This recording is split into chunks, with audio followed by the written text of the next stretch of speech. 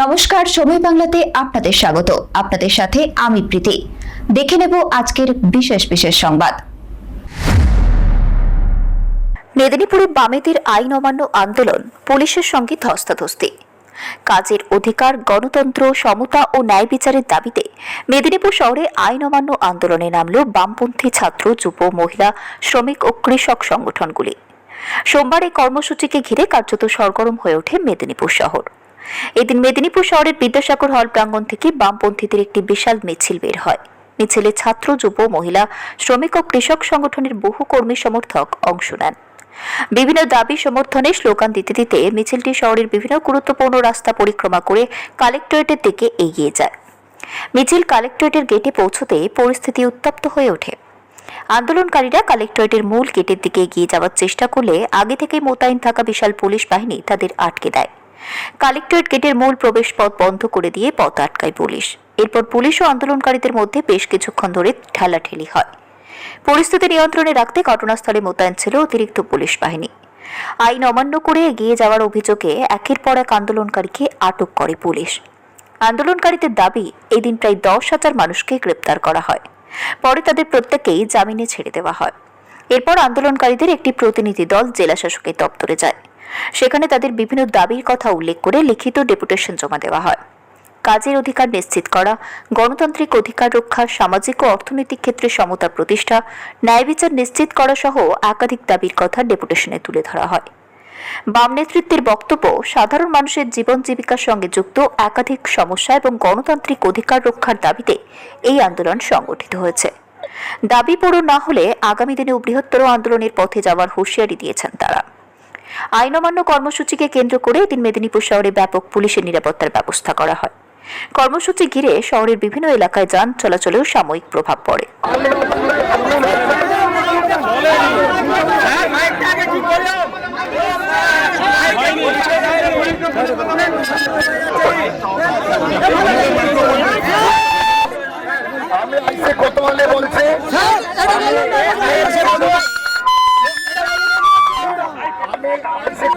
বলছে এখানে আইন অমান্যের যারা সামিল হয়েছে আমরা অ্যারেস্ট করছি এখানে প্রত্যেককে আমরা অ্যারেস্ট করছি। এখান থেকে আমরা শান্তিপূর্ণভাবে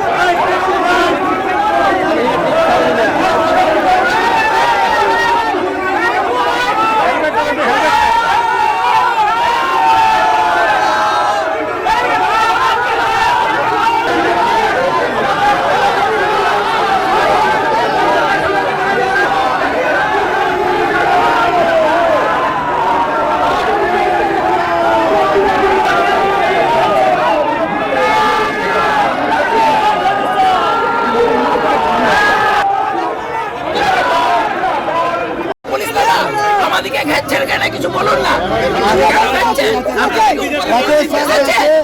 স্যার গেছে দাঁড়া, স্যার গেছে দাঁড়া, স্যার বলুন না, বলবে স্যার কিছু বলুন অন্তত, নাহলে কাদারি গ্যাস আনুন, আমাদেরকে লাঠি চার্জ করুন।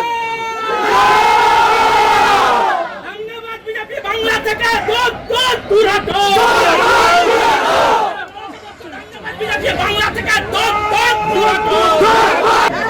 স্যার বলুন না একটু কিছু কথা। আপনারা বোমা কেন? আরে আপনারা বোমা কেন?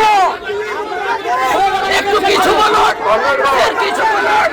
আমাদের লাঠিচার্জ করুন।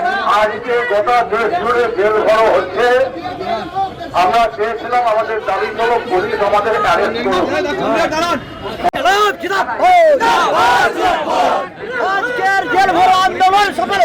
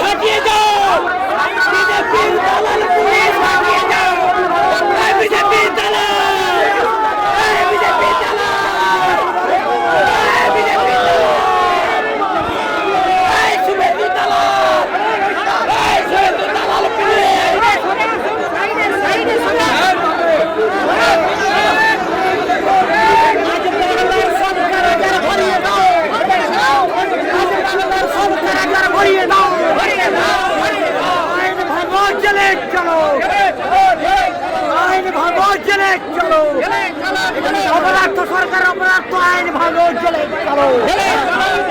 আজ বাংলার সরকার আগার ভরিয়ে দাও, কৃষকদের স্বার্থ সরকার আগার ভরিয়ে দাও।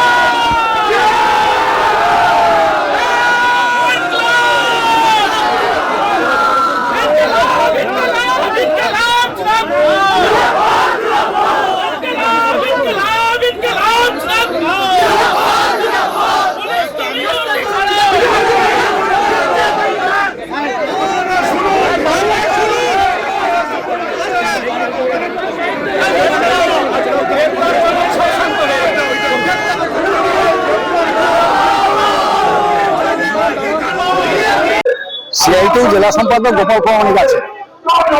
আজকে গোটা দেশ জুড়ে আইন অমান্য জেল ভরো আন্দোলন হচ্ছে। লক্ষ লক্ষ কৃষক, শ্রমিক, ক্ষেতমজুর, সহজীবী মানুষ বিভিন্ন অংশে তারা উপস্থিত হয়েছে। প্রধানত 20 দফা দাবি। এই 20 দফা দাবি সর্বভারতীয় দাবি।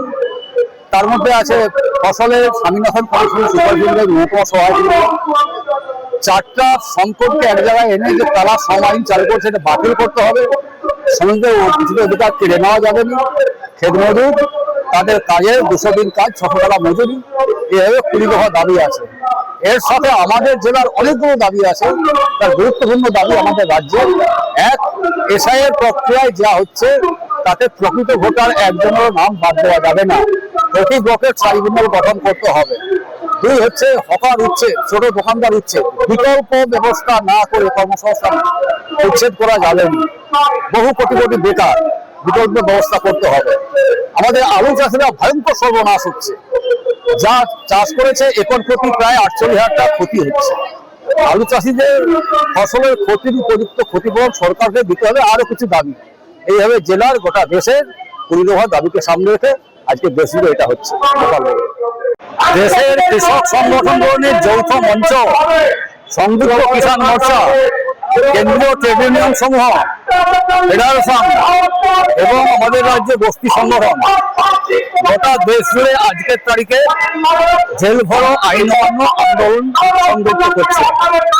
আমাদের দেশে এখনো পর্যন্ত যা খবর, 1000টা বেশি স্থানে লক্ষ লক্ষ মানুষ সমাবেশে এই জেল ভরো আন্দোলনে অংশগ্রহণ করছে। আমাদের কেন্দ্রীয় দাবি প্রধানত 20টা। তার মধ্যে একটা গুরুত্বপূর্ণ দাবি হচ্ছে যে ভারত মার্কিন মুক্ত বাণিজ্য চুক্তি বাতিল করতে হবে।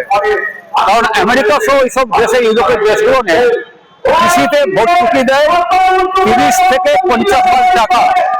আমাদের রাজ্যে ভর্তুকি বাজেটে কমতে কমতে মাত্র 2.81 লাখ টাকা।